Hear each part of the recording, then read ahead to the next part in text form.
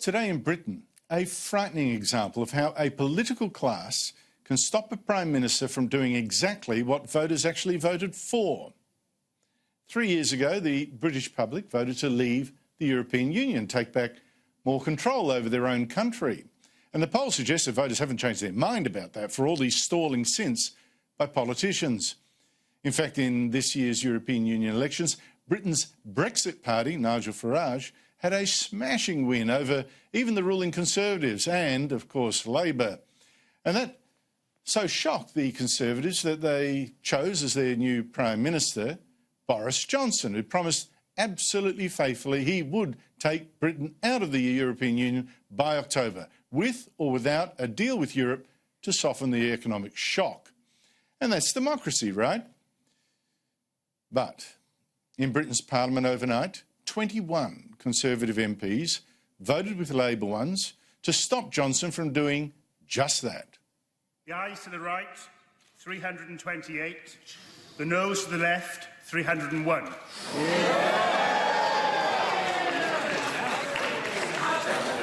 Not a good start, Boris. Now, in response, Boris Johnson said he'd tomorrow put a bill to Parliament to call a new election to sort out the mess.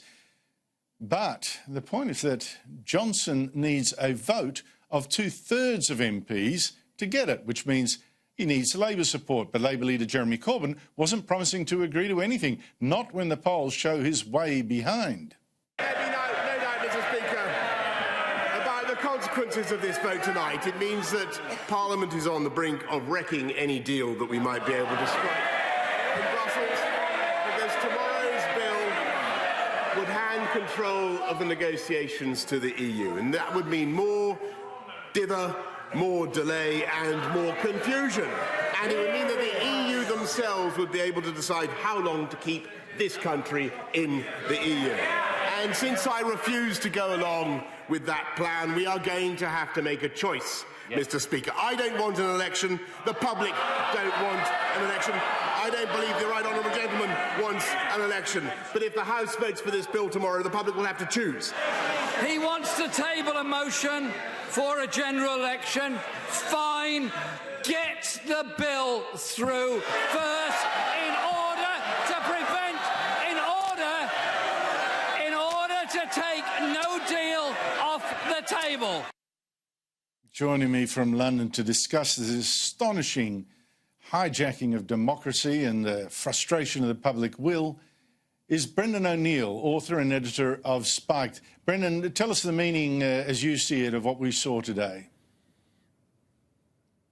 I think what happened in Parliament last night here was a disgrace. What happened is that members of Parliament voted to seize control of the parliamentary agenda from the executive, from the government, from Boris Johnson, in order that they can push through a deal today which will stop no deal from ever being a possibility. So that means they can stop us from leaving the European Union unless we get a deal. The problem with that is every single deal we've had so far is awful. Every single deal that's been put on the table doesn't measure up to the thing we voted for in 2016, which was to leave the European Union. So when parliamentarians say that they are stopping no deal, what they fundamentally mean is that they are stopping Brexit. That has been their aim. The majority of MPs are anti-Brexit. They loathe Brexit. They loathe many of the millions of people who voted for Brexit.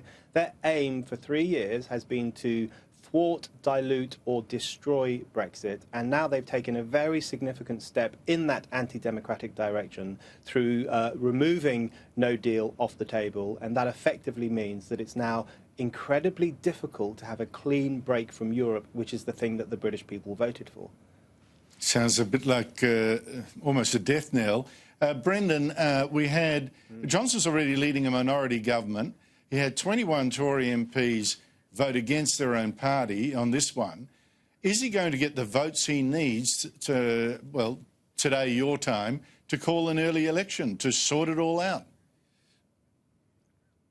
That remains to be seen. So, of course, as you say, Boris Johnson's response to his defeat in Parliament and the seizing of parliamentary agenda by MPs was to put forward a motion for a general election. But, of course, he needs the support of MPs themselves, and they will add conditions to this like they've added conditions to everything else. So Labour, in particular, is saying that they will not agree to a general election until no deal, the anti-no deal bill, which is an anti-Brexit bill, if we're being honest, has been pushed through.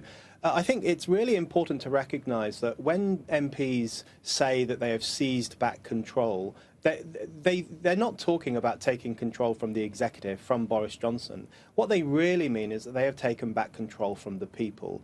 And all these people now walking around Parliament today, patting themselves on the back and claiming to be these wonderful defenders of parliamentary sovereignty, it's completely untrue. What they've really done is seized the initiative from ordinary people who they look upon with enormous suspicion and often contempt. They don't like what we voted for in 2016, which, by the way, was the largest vote in British history. And they've taken control of that process, and they will now do everything within their considerable power to make sure that the thing we voted for doesn't happen. So this is the political class versus the people. It is not the political class versus Boris Johnson. And, of course, that's now underlined by the fact that Labor seems to be running away from an election to sort it out. They're actually running away from the people's will because the people are... Well, there's been a surge of support for Boris Johnson, who's way ahead in the polls, and they are trying their best to avoid an election to sort it out. So tell me if I'm wrong. So we've got Britain has a parliament which is stopping a popular Prime Minister from doing not just what he promised, but what the public voted for. And our parliament could stop him from breaking this deadlock by calling an election to let the voters decide the next move. This seems like a conspiracy against the democratic will. That's exactly what's happening. We are living through one of the worst, most shocking, most alarming assaults on democracy in the history of democracy in this country. It's 100 years since the British people won the franchise with the Representation of the People Act in 1918, and now our votes are being made void. The 17.4 million votes that were cast in 2016 for leaving the European Union, the political class wants to void those votes. They want to override those votes, which of course calls into question the entire premise of the right to vote, because if our votes can be so easily cast aside, then they become completely and utterly meaningless. The vote itself, which people struggled for, becomes meaningless. And I think you're right to mention Labour there. They are absolutely petrified of going to a general election because they don't have much support around the country. And they are terrified of the judgment of the people, and the people are longing to judge the Labour Party in particular. You know, Jeremy Corbyn, the leader of the Labour Party, is arguably the most despicable man in British politics right now. He is a lifelong Eurosceptic. He made some wonderful arguments from a left-wing perspective against Brussels and against the Brussels bureaucracy. He's now sold out on all of that in order to hold his party together, and he is now at the forefront of overthrowing the vote for Brexit. So he has abandoned every single thing he ever stood for in the name of clinging on to power in his party. It is such a shameless abandonment of principle, the like of which we've not seen in this country in modern times. Well, finally, though, Brendan, I wonder to what extent Boris Johnson's also trapped himself. I think it was almost like an insoluble mess to start with. He could hardly make a terrible even worse. But he did threaten to sack any Liberal MP who voted against him this morning, and in the end 21 of them did, probably more than people expected, and that included 2 former chancellors, what we call treasurers, a former Lord Chancellor and Winston Churchill's grandson. So I'm just wondering, you know, can Johnson actually go through with this threat to sack that many people when he's already got a minority government?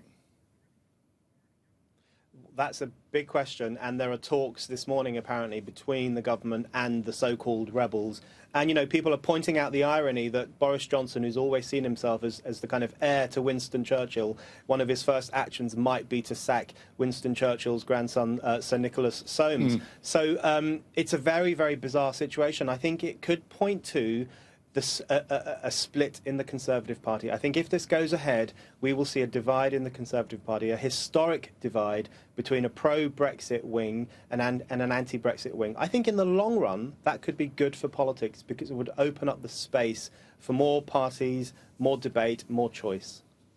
Except, of course, in the short run, it could lead to the election of Jeremy Corbyn, a socialist and, by many accounts, an anti-Semite. But that's a discussion for another day. Brendan O'Neill, as usual, I've got to thank you for your insight. That's terrific. Thank you so much. Thanks, Andrew. Thank you.